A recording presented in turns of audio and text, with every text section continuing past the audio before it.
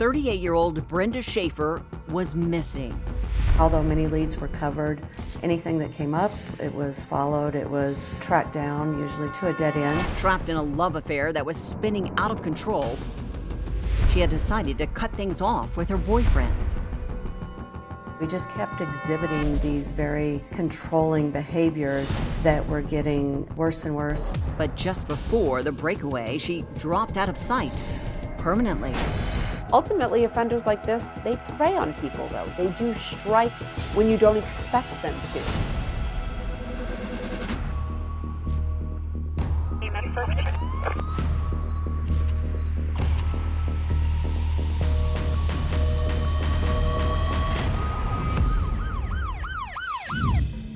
Hi, I'm Nancy O'Dell. Today's Crime Exposé takes us to Louisville, Kentucky, a busy metropolis famous for popular pursuits like baseball and the Kentucky Derby. Louisville also suffers from the criminal activity that impacts most major cities. In this case, obsession took control and ended in a barbaric murder. It would take a grand jury, a trial for murder, and 2 trials for perjury to deliver some justice to the victim and her grieving family. Early on a Sunday morning, police came upon an abandoned Buick sedan. The car was registered to local resident Brenda Schaefer. The vehicle was located on the side of the road, not far from her home on Interstate 64. During the previous afternoon, Brenda had met with her boyfriend to return some jewelry he had given her, including an engagement ring. The relationship was over, but he convinced her to join him for an early dinner. He had asked Brenda to drive that day because he was having problems with his Corvette. There was something wrong with one of the tires, and so asked Brenda to drive on their date. After dinner, Brenda planned to drop off her boyfriend before heading home, where she was taking care of her ailing mother. But instead, Brenda apparently drove out of town and was never heard from again. And it wasn't like her. She always would call. She would always come home on time. Her mother realized about 3:30 in the morning that she had not come home. So what happened to this bright and energetic medical assistant? She was a very likable person, beautiful woman, lacked self-confidence, but just loved by everyone who knew her. She worked hard. She was very dedicated to her family. She had a really nice family. She had a great job. So many of the aspects of her life were fulfilled, but she was missing love, and she was getting to be around her mid-30s. And I think she was just looking for that missing piece. Was the right man right there in Louisville? A friend introduced her to Mel Ignatow, who was about 15 years her senior. He seemed confident, knew what he wanted. He had that sort of charisma, and Brenda probably was a little bit shyer and quieter. They had been set up on a blind date, and it was probably somebody who she would be attracted to. He was professional, he was successful at his business, he had a nice home, he had a nice boat, and she had just broken off a long-term relationship with a prior boyfriend. Mel Ignatow, a salesman by trade, played the role of Prince Charming to a T. He flattered Brenda for several months, buying her gifts and jewelry, and soon he wanted to take the next step. He started talking about getting married, and she wasn't ready for it, did not want to be engaged at the time. But Mel hinted and pushed and nudged until one Valentine's Day, he proposed, and Brenda said yes. They became engaged, but she sometimes wouldn't wear a ring in public. She didn't talk to a lot of people about it. The romance had disintegrated over the 2 years Mel and Brenda had been together, and the engagement ring became a tool of control rather than a token of commitment.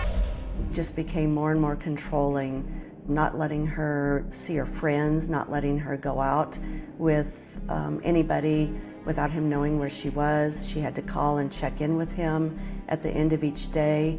If she wasn't at work, he wanted to know where she was. At first, there's kind of like that false charm, and that can only last so long before Mel's true colors came out. And in fairness, when his true colors came out eventually, Brenda did begin to plot to leave the relationship. She started talking to some of her friends about wanting to end the relationship. She had started seeing her former boyfriend again and was talking to him about leaving Mel Ignatow. And a lot of her girlfriends knew that she was going to be breaking up with him. When Brenda vanished, Mel Ignatow was automatically tagged as the #1 suspect. But Mel stayed out of reach. Evidence was lacking, and investigators struggled to build a case against him. Things were kind of at a dead end right there as far as being able to obtain evidence to really indict or arrest him on anything. But soon, an unexpected witness would expose the truth about Mel Ignatow and what happened to Brenda Schaefer on the night she disappeared. She became jealous and obsessive. She would follow him, she would stalk him, she would want to know where he was at all times.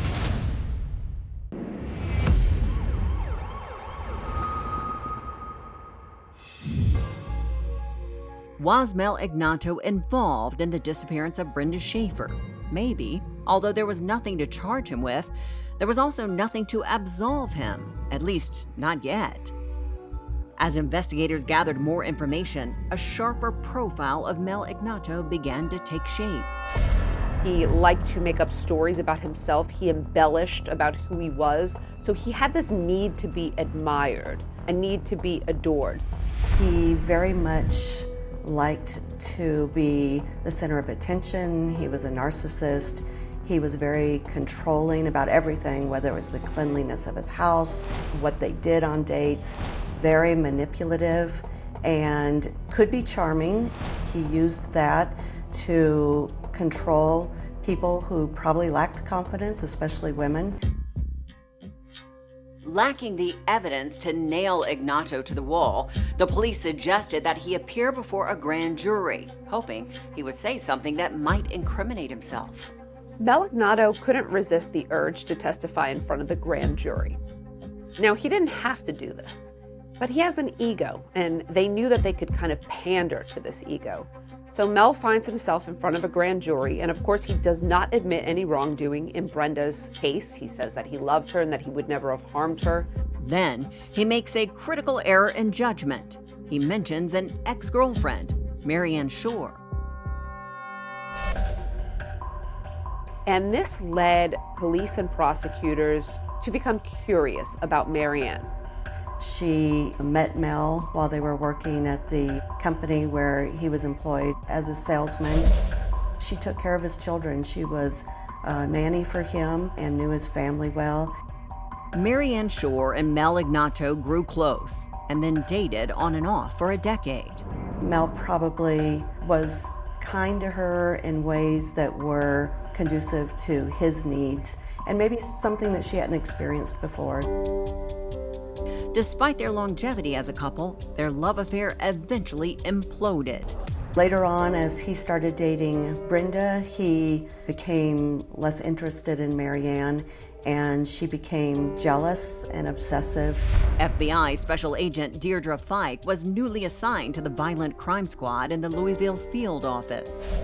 You were fairly new to the Bureau. How did you wind up working this particular case? They felt it would probably be good to bring me in as a fresh face and knew that it would help to have a female on the investigation. Even after they broke up, Marianne Shore remained loyal to Mel Ignatow, but she also knew his secrets. And now that Mel had mistakenly name-dropped her to the grand jury, she took a hard look at her current situation. I believe that she knew her life was in danger. She knew what had happened, and she was the only one that had information that could make the case. On one side, Mel Ignatow, her shady ex-boyfriend. On the other, law enforcement officers urging her to reveal what she knew. She had been told that her life was probably in danger and that she needed to come forward. Finally, after almost a year and a half after Brenda Schaefer went missing, the phone rang at the FBI. Marianne Shore wanted to cut a deal. I sat with Marianne and I just reassured her and just wanted to make sure that she was going to proceed with being able to tell us what everybody needed to know to charge Mel Ignatow with the case. And lo and behold, at some point, Marianne Shore confesses that she and Mel murdered Brenda Schaefer. He couldn't handle the fact that Brenda was looking at ending their relationship. He convinced Marianne to be complicit in the murder of Brenda Schaefer, and not only wanted her to be out of the picture, but also wanted Brenda to suffer and be tortured. So you needed some kind of admission from Mel that he plotted to kill Brenda Schaefer. So Marianne was rigged for sound, correct?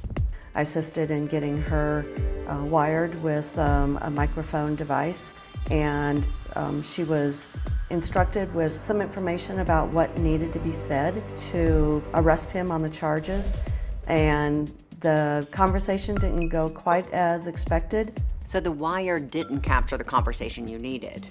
Meanwhile, what was going on with Mel?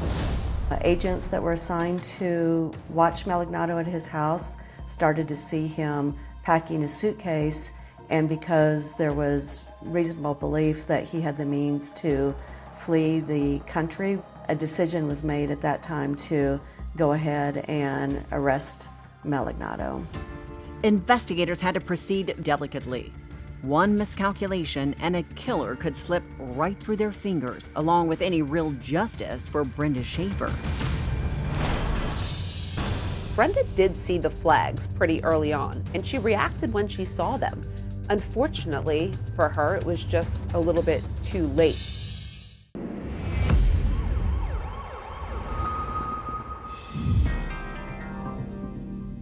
Over his 2-year relationship with Brenda Schaefer, salesman Mel Ignatow pushed their love affair far beyond the bounds of sanity. As the investigation went on and we worked with the behavioral science unit, they were able to determine that he exhibited most of the traits of a sexual sadist. And unfortunately, that means that someone like Mel Ignatow derives sexual pleasure from really harming someone else, from inflicting pain upon them. It's really one of the scariest types of offenders we can look at in society. Marianne Shore had dropped the hammer on Mel Ignatow, telling investigators that she had assisted him in executing Brenda Schaefer and burying the body in Shore's backyard. Even with evidence pointing directly at him, Mel Ignatow stared down his accusers. He was in denial the whole time. He never admitted to anything. And his reaction to the disappearance of his fiancée was something that would not be a normal response.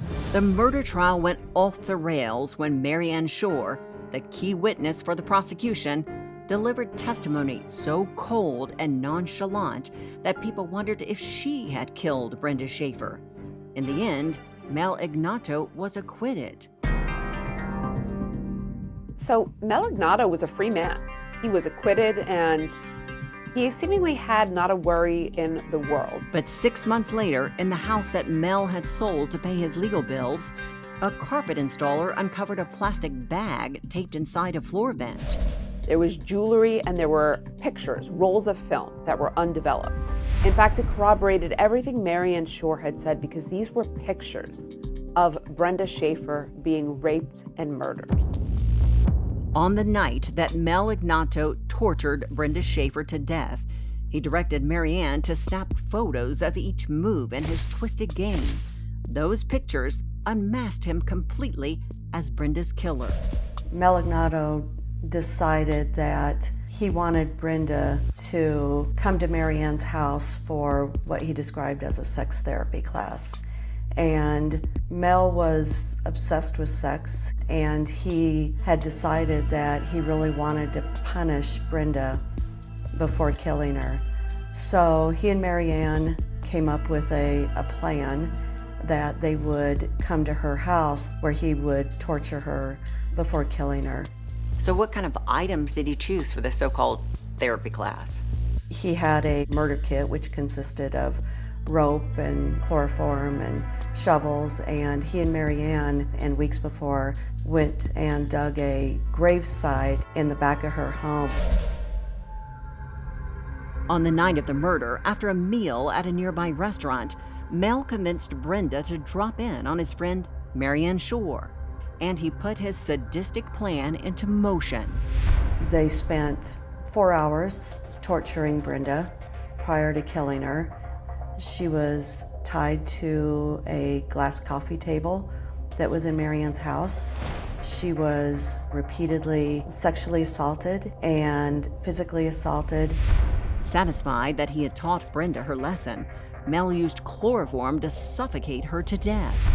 After she was murdered, they participated in preparing Brenda's body for the burial by folding up her body into a small package and then putting her into a trash bag, which would be buried along with her clothing that she had been wearing in a separate bag.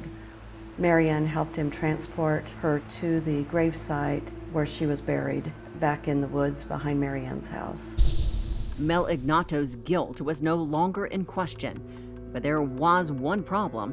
He had already been acquitted of murdering Brenda Schaefer. Double jeopardy means in our legal system that you cannot be tried for the same crime twice if you've been acquitted. So in this case, there was no way to try Mel again. Instead, prosecutors took a fresh approach. They stitched together 2 trials for perjury that sentenced Mel Ignatow to jail for a total of 17 years. After he served his time, he was released and was drinking and fell into a glass coffee table, which is how he died. And it did seem to be poetic justice that he had tortured Brenda Schaefer on a glass coffee table prior to her death.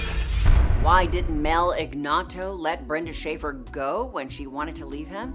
Police say because in his mind, he simply could not allow her to. Because it was his way of getting back at Brenda. He wasn't going to allow her to leave him, humiliate him, and didn't want anybody else having her either. What distinguishes this case is the type of sadism that Mel showed. This was about hurting someone and the gratification that he felt about it. He didn't feel any sympathy. He didn't feel any empathy. He simply derived pleasure from it. And I think that's what really stands out about this case and what distinguishes it from other cases involving murder by the hand of a domestic partner.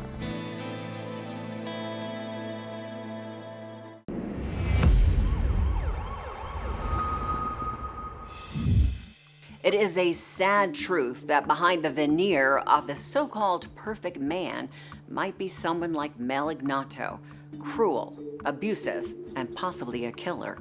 When Brenda Schaefer agreed to date him, she didn't realize she was making a deal with the devil. And now it's time for today's Safety Spotlight.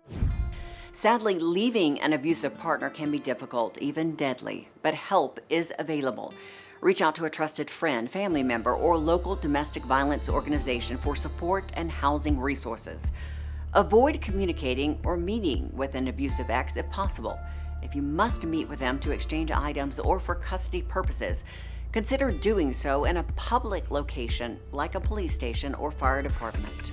And for more safety information and resources, contact the National Domestic Violence Hotline at 1-800-799-SAFE. I'm Nancy O'Dell. For all of us here at Crime Exposé, please join us next time and stay safe.